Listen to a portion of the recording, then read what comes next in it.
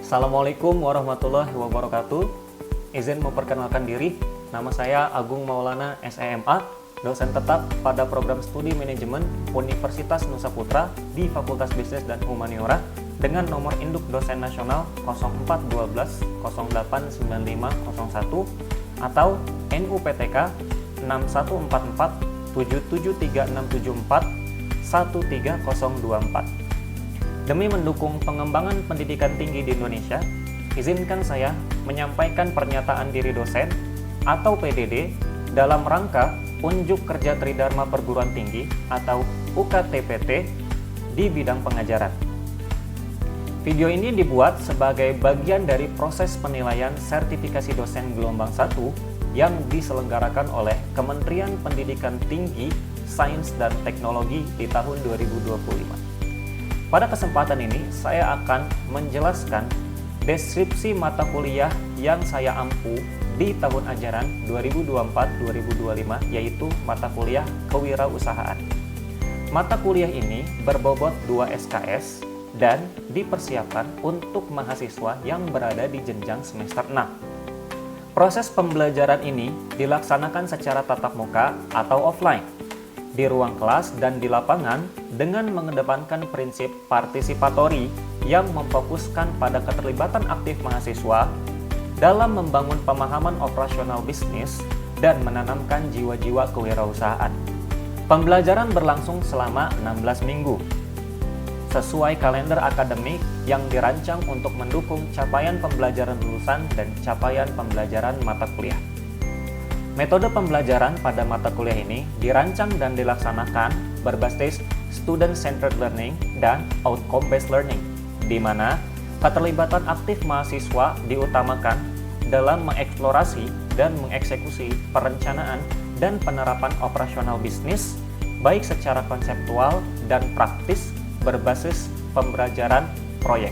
Proses pembelajaran divariasikan untuk mencapai kompetensi kontekstual dan aplikatif mahasiswa yang terdiri dari satu adalah ceramah interaktif, yang kedua adalah tanya jawab untuk mendorong pemahaman aktif mahasiswa, yang ketiga diskusi untuk mengembangkan berpikir kritis mahasiswa, yang keempat penugasan kelompok untuk menumbuhkan jiwa kolaboratif dan jiwa kepemimpinan mahasiswa, dan yang terakhir adalah penerapan materi secara aplikatif melalui tugas akhir berbasis proyek. Proses pembelajaran ini dikombinasikan dengan tujuan mengembangkan pemahaman mahasiswa dan kesadaran mahasiswa tentang hakikat berwirausaha yang mencakup konsep dasar, karakteristik, tujuan pembelajaran kewirausahaan, dan prinsip-prinsip kehidupan berbasis usaha di bidang sosial. Proses pembelajaran ini dikombinasikan dengan tujuan mengembangkan pemahaman dan kesadaran mahasiswa tentang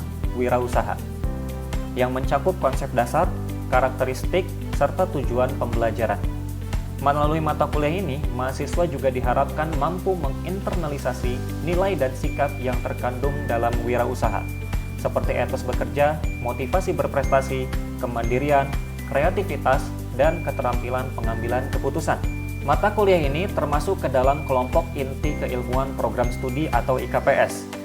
Di Universitas Nusa Putra, mata kuliah ini juga termasuk sebagai mata kuliah wajib fakultas atau MKWF yang bertujuan membekali mahasiswa terlepas dari mereka berasal dari fakultas manapun dengan kompetensi teoretis dan praktis di bidang kewirausahaan. Seluruh materi perkuliahan dapat diakses secara daring oleh mahasiswa melalui portal pembelajaran SIAKAD dan Edlink Universitas Nusa Putra, di mana mereka dapat mendownload atau mengunduh seluruh materi pembelajaran seperti tugas, kuis, lecture notes, dan juga PowerPoint teks yang disediakan dosen untuk mahasiswa. Mereka juga dapat mengirimkan jawaban-jawaban tugas dan kuis yang sudah disediakan oleh dosen. Mata kuliah ini memiliki capaian yang relevan dengan capaian pembelajaran lulusan program studi S1 Manajemen yang terdiri dari S4 atau sikap 4, berperan sebagai warga negara yang bangga dan cinta tanah air, memiliki nasionalisme serta rasa tanggung jawab pada negara dan bangsa. Yang kedua adalah keterampilan umum nomor 6, yaitu mampu memelihara dan mengembangkan jaringan kerja dengan pembimbing kolega sejawat yang baik di dalam maupun di luar lembaganya.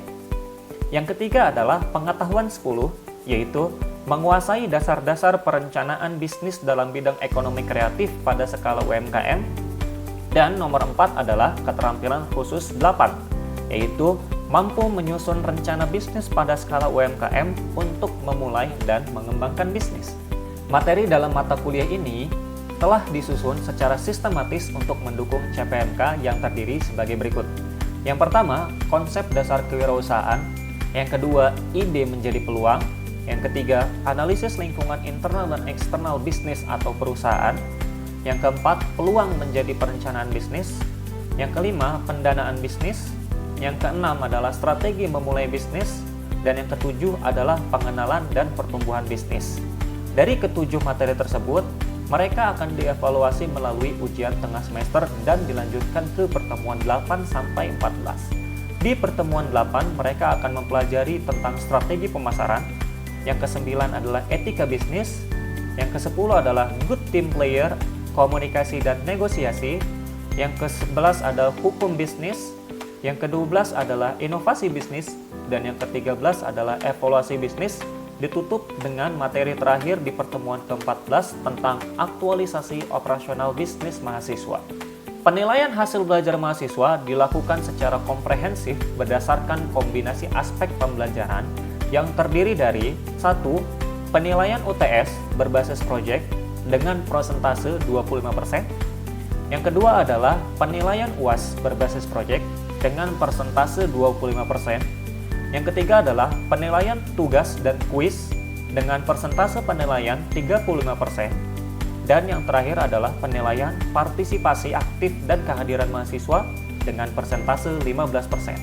Sehingga total penilaian 100%.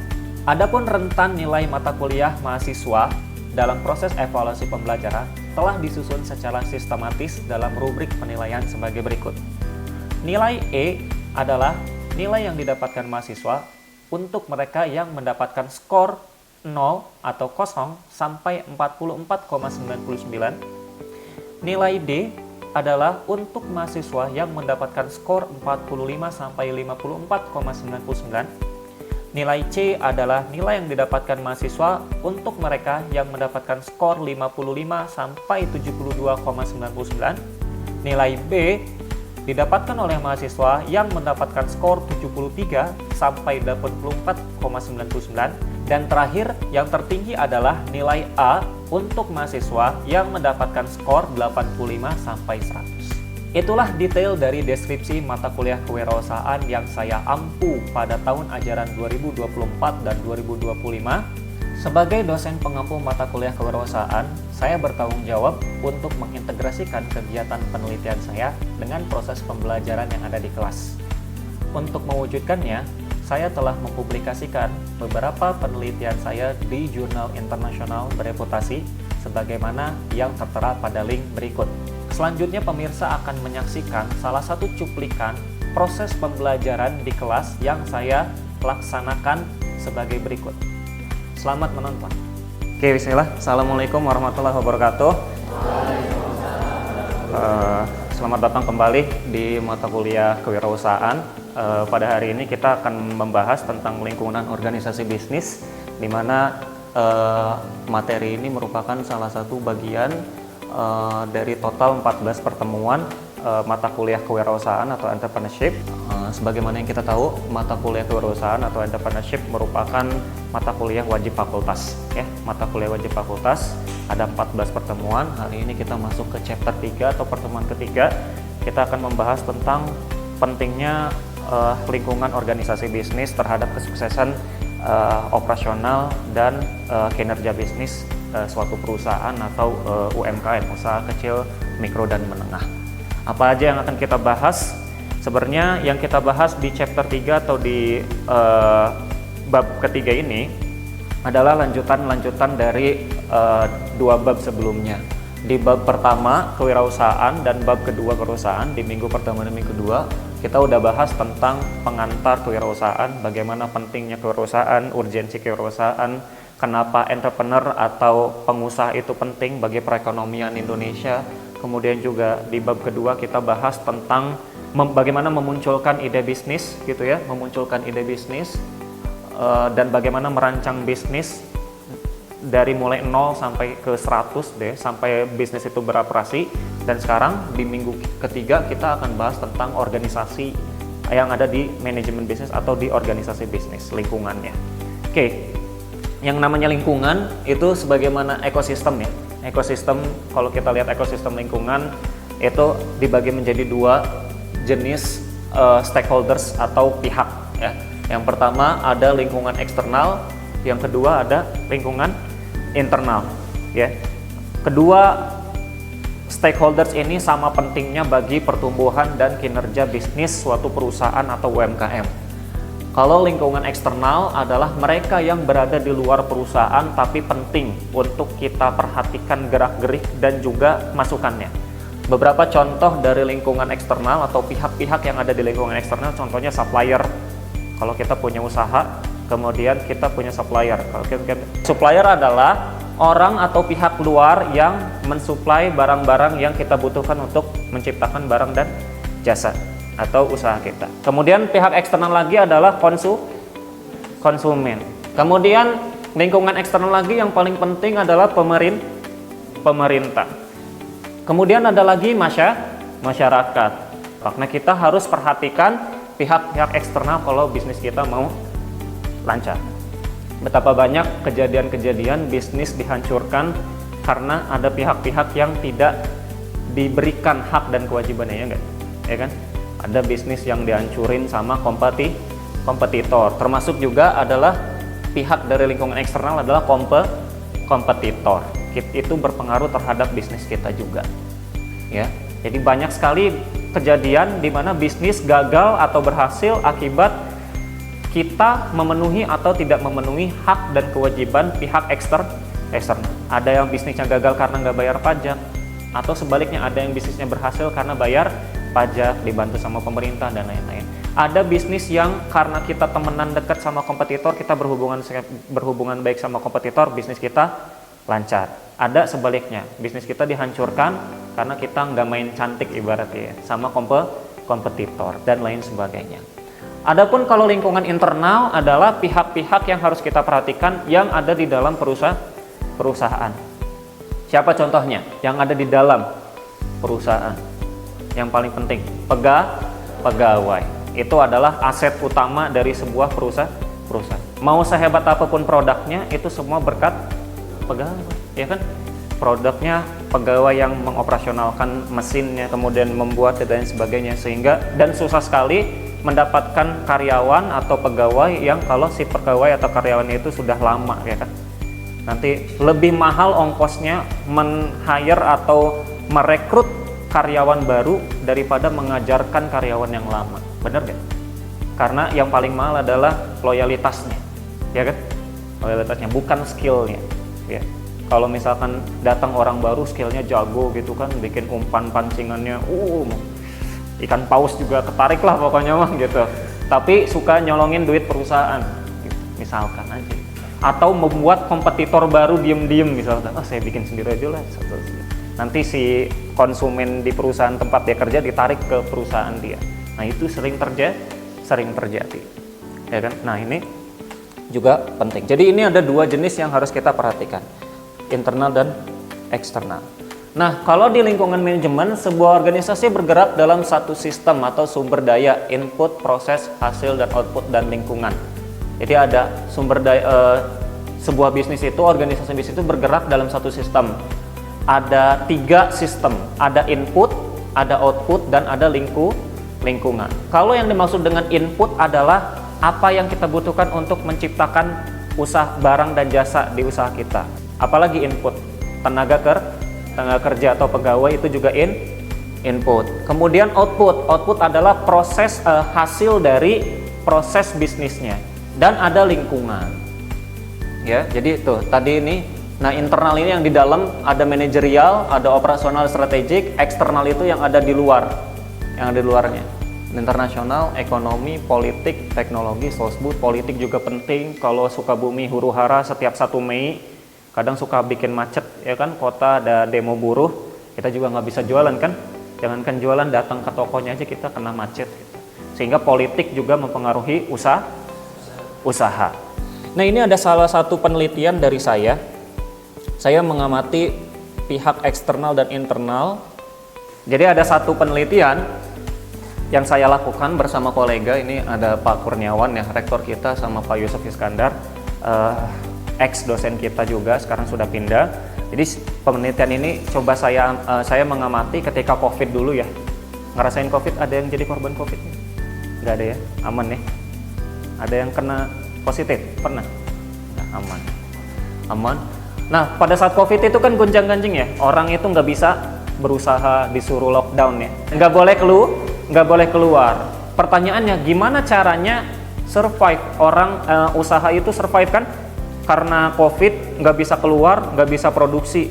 Nah, saya mencoba melihat bagaimana si bisnis UMKM ini di zaman COVID bisa bertahan, disuruh diam ngedekem di rumah selama 2 tahun, ya kan? Penasaran juga kan kalian kan, sebenarnya yang bikin usaha itu bisa terus lancar meskipun diterjang badai COVID 2 tahun, itu apa yang membuat mereka bertahan? Nah, itu yang saya cari di penelitian saya. Di penelitian saya melakukan survei ke 1026 UMKM se-Indonesia. Jawa Barat, Bandung, Bali, Bogor, Sukabumi, Jakarta, Banten, Jatim, Jateng, Jogja. Saya ambil sampel satu-satu, saya tanya, yang bikin kamu tetap untung di saat COVID padahal kamu itu nggak bisa kemana-mana, itu apa? Ya nggak? Penasaran juga kan? Kok orang kalau yang punya usaha bisa bertahan itu gitu? Apa yang membuat mereka bertahan selama COVID? Ternyata adalah jawabannya, nanti saya bahasa Indonesia kan, jawabannya adalah karena hubungan yang baik antara lingkungan eksternal dan internal. Contohnya apa? Di lingkungan eksternal, saya mengamati dari 1026 UMKM se-Indonesia yang bertahan tetap dapat untung diukur sama ada yang namanya rasio keuangan, return on investment dan return on asset. Nanti kita belajar di manajemen keuangan sama Bu Ana dan lain-lain. Yang membuat orang bertahan ternyata dia dari 1026 yang mengakses bantuan pemerintah yang lebih banyak bertahan. Sehingga yang punya akses ke pemerintah dan mau mencari informasi bantuan itu yang selamat. Kan ada tuh usaha yang ownernya kayak, udahlah pemerintah mah nggak usah gitu. Toh juga nanti nggak ke kita duitnya, ada yang seperti itu kan mentalnya kan. Nah, orang-orang yang atau pemilik usaha yang punya mental bahwa pemerintah bisa membantu kita, itu bisa bertahan dan bisa berhasil mengakses bantuan. Secara internal ternyata dari 1026 pengusaha yang bisa bertahan adalah mereka yang punya karyawan yang attach sama teknologi, yang deket banget dan nggak gaptek sama teknologi. Ini bisa dipahami karena karyawan yang punya kemampuan mengelola teknologi, misalkan pakai jualan menggunakan e-commerce, broadcast iklan di Facebook, Instagram, YouTube, itu yang tetap mendatangkan penjualan. Kenapa? Karena di saat COVID, penjualan itu berubah, shifting dari yang offline menjadi online. Ngerasa nggak kalian dulu ya kan? Kita semuanya serba paket gitu ya. Nah, ternyata UMKM yang berhasil selamat dari COVID-19 adalah mereka yang menjaga lingkungan internalnya dengan memerintahkan atau meminta karyawannya untuk attach terhadap teknologi. Tolong dong bikinin iklan di Facebook, tolong dong bikinin iklan di Instagram, kan suka ada iklan tuh ya. Tolong dong bikinin e-commerce, tolong dong live TikTok, tolong dong live Shopee gitu ya. Nah, yang berhasil bisa membawa perusahaan itu survive saat COVID. Jadi ada hubungan baik antara eksternal dan internal. Di penelitian saya yang lain, bersama orang yang sama, bersama Pak Kurniawan, kemudian ada mitra saya dari Malaysia, kemudian ada Pak Budiman, dan ada alumni kita Supriyandi, itu kakak kelas kalian yang baru lulus. Nah, ini saya melihat tentang fenomena wirausahawan perempuan di Ciletuh Geopark. Semenjak ada gonjang, ada yang orang Palabuhan angkat tangan. Geopark di mana? Cimas, oke. Di kecamatan-kecamatan yang masuk dalam kawasan geopark, ya, itu kalau kalian sadari, ya, itu muncul secara berjamaah kesadaran untuk bikin usaha, ya. Kenapa? Karena pemerintah sudah mengklaim daerah ini akan jadi daerah wisata prioritas. Orang-orang pasti akan ke sini, ke pelabuhan, ke geopark Ciletuh. Akhirnya secara spontan masyarakat sekitar situ kan muncul pengen jadi pengusaha, ya. Nah, saya lihat kalau anak perempuan, kalau atau ibu-ibu atau ya pengusaha perempuan di sana, apa yang membuat mereka bisa start bisnis, memanfaatkan wilayah geopark yang menjadi wilayah prioritas, ya kan? Nah, ini hasilnya juga menarik. Jadi yang membuat mereka sukses menjalankan bisnis dan mengoperasikan bisnisnya adalah karena mereka bisa memanfaatkan sosial kapital, ya, dan bantuan dorongan keluarga. Jadi ada family support, ya, ada tulisan family support. Budayanya juga mendukung, dan juga adalah entrepreneurial trade, batasan wirausahawan, ya. Kalau saya tanya, family support itu pihak eksternal apa internal? Dukungan keluarga internal. Oke, berarti mereka adalah stakeholders di lingkungan internal, ya. Kalau budaya eksternal. Nah, jadi sama, ya. Kesuksesan bisnis perempuan juga didukung oleh adanya dorongan atau hubungan baik pihak lingkungan eksternal dan internal. Oke. Nah, terakhir, kenapa lingkungan itu penting dalam bisnis? Karena lingkungan mempengaruhi kita, ya. Ada lingkungan juga dibagi dalam dua bagian, ada lingkungan global dan lingkungan nasional, ya. Politik, gonjang-ganjing politik nasional juga mempengaruhi bisnis, ya. Contohnya COVID kemarin aja, padahal kita nggak kena, tapi kita kena dampak ekonominya. Tapi ada juga lingkungan global. Contohnya adalah lingkungan global adalah misalkan gonjang-ganjing perang dagang antara Cina dan Amerika. Pernah dengar beritanya? Ya, perang dagang. Atau perang Ukraina sama Rusia. Kira-kira perang Ukraina sama Rusia ngaruh nggak ke kehidupan kalian? Kehidupan kalian, ya, secara pribadi? Enggak ngaruh. Kalau saya bilang ngaruh, percaya nggak? Ngaruh. Sekarang saya kasih contoh, ada yang suka makan Indomie gitu. Ngelihat nggak secara 3 tahun terakhir harga Indomie di Indomaret naik, ya kan? Dulu satu bungkus Indomie harganya berapa? 2.000, ya kan? Sekitar 3 tahun terakhir sebelum perang Ukraina Rusia dimulai. Tapi sekarang satu bungkus terakhir beli berapa? Indomie goreng misalnya 3.500 bahkan, ya kan? Sekarang berarti yang tadinya 7.000 dapat 3, sekarang 7.000 dapat 2. Berarti terjadi kenaikan. Tahu nggak kalau saya bilang itu karena akibat perang Ukraina Rusia juga sedikit banyak mempengaruhi karena mie itu kan dari tepung itu dari gandum, ya kan? Nah, kebetulan gandumnya, delalahnya kalau kata orang Jawa, gandum itu eksportir utama terbesar adalah 3 negara, India, Ukraina, dan Rusia. Jadi kalau 3 negara ini sedang perang, maka ekspor atau suplai dari gandum global itu berpengaruh termasuk ke Indonesia, gitu. Ya, jadi lingkungan global dan lingkungan nasional juga penting. Oke, jadi itu materi tentang hari ini tentang lingkungan bisnis. Kurang lebihnya mohon maaf. Tadi juga kita udah komunikasi. Nanti beberapa soal akan kita masukkan ke Edling Siakat, ya. Beberapa soal gitu, ya. Kita masukkan ke Edling Siakat. Nanti tolong dijawab berdasarkan hasil dari diskusi kita pada hari ini. Kurang lebihnya mohon maaf. Wassalamualaikum warahmatullahi wabarakatuh. Demikianlah video pernyataan diri dosen dalam rangka unjuk kerja Tridharma Perguruan Tinggi yang telah saya sediakan. Semoga bermanfaat. Wassalamualaikum warahmatullahi wabarakatuh.